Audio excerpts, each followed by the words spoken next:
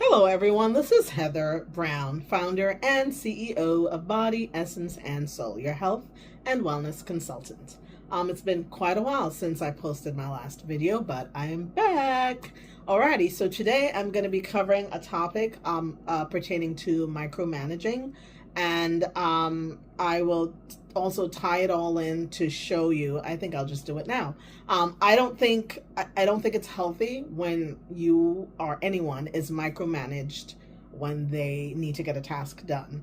I think they need to get instructions as to what task needs to be done. And as long as the person who's receiving the instructions has the appropriate policies and procedures, etc., regarding what steps need to be taken to accomplish the task, then they're good. They just need to be given the command to do the task, and then they can go about their business getting the task done because they already know what the steps are that are involved in that. When someone gives the instructions to do a task, and then they also add to that all the steps and the fine details that are involved in completing the task, they're basically saying to the person that they're giving the task to that I don't think you are capable of figuring out the fine details to accomplish this task. So therefore, I feel it necessary to give all these details to you.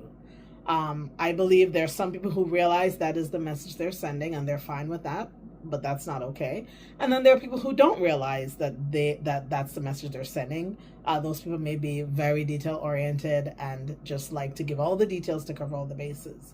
But in essence, it's not a good idea to do that, because the message you're sending to the person that you give the task to is, I don't think you have the ability to critically think and figure out the steps to get this task done, so I'm giving you all the steps. But it's really not a good idea. All right. I'm going to give you a physiologic example. As you know, I am a registered nurse if you've been following me from the past. So I'm going to give you one of those examples based on my experience. So I'm going to do my best not to gross you out. This is a bodily function we all participate in. So here we go. When we urinate, okay, we have what's called urethral sphincters. We actually have two of them. There's an internal urethral sphincter. It's a little muscle that opens up to let the urine out, and when we're done urinating, it closes back up so that we're done urinating, so nothing else happens. Okay. All right, we have two of them. We have one really close to the bladder and one at the very tip of the urethra, which is at the very tip of the urination process. Okay, so when we need to urinate, both of those sphincters open up. The urine drains out from the bladder down the urethra into the toilet. And when that process has come to an end, both of those urethral sphincters close up and we're done urinating. Pretty simple. So now here's the analogy I'm going to draw. When someone goes to the hospital, you may go to the hospital and for whatever reason the doctor decides to order that a Foley catheter be inserted. The Foley catheter is inserted, and the purpose of the Foley catheter is to drain the urine from the bladder. So that's now, your urine is now passively being drained. The urinary catheter is connected to a bag, so the urine is passively drained down the catheter into the bag.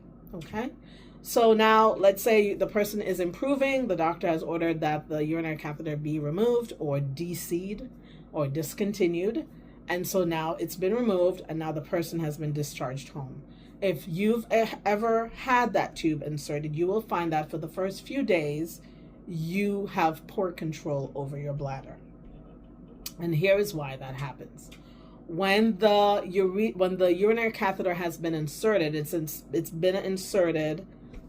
This is the sphincter and this is the urinary catheter. So the sphincter remains relaxed the entire time the urinary catheter is inserted and passively draining the urine. So there's no more any closing or opening happening. It just remains relaxed the entire time the catheter is there. Once the catheter is removed and the person goes home, the sphincter has to be retrained to go back to that opening and closing function. And that is why until that retraining has been completed, which you do that yourself we're not going to get into that. Just when you first get discharged home, you have to work at regaining control over your bladder by like retraining the sphincters to open and close.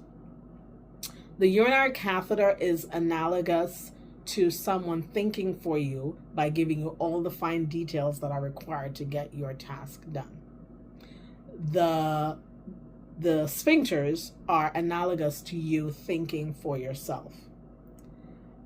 When someone gives you all the finer details, all the fine details regarding your task, you don't need to figure it out. You don't need to do any critical thinking because the critical thinking has already been done for you by someone giving you those specific details. Okay? And so it prevents you from being able to think for yourself. It literally shuts your brain off. I'm going to give you an example that I experienced just this morning. So I drove up to an institution. There were a lot of cars in the parking lot.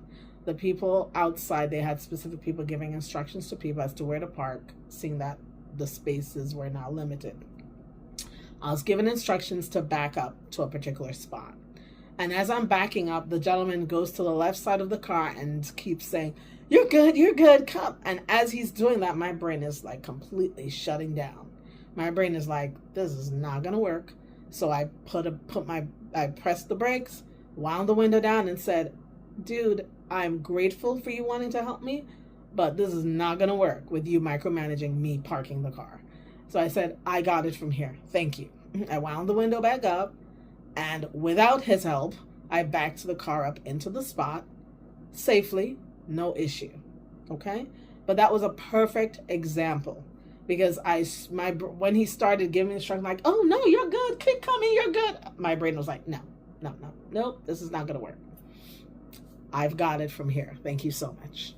So that is a perfect example. And I would like to add that whenever you allow yourself to be micromanaged, it affects how you show up in that setting where you're being micromanaged. And I would venture to say it affects how you show up in the world in general, because it makes you feel like I couldn't figure this out, or they think I can't figure this out, so they decided to give me all these details. It does affect how you show up in the world. So I would recommend highly that if that is happening to you, that you seriously consider putting a stop to that so that your critical thinking skills can flourish, can develop and flourish, and that you can know that, hey, I know what to do to get this done. I don't need someone giving me all the fine details. Just give me the command, give me the policy and procedures, and I'll take it from here. I hope this was helpful to you. Thank you so much for watching. If you liked what I had to share, please definitely like and subscribe, okay? And I'll do my best not to be a once in a blue moon poster. Thanks again for watching, and bye for now.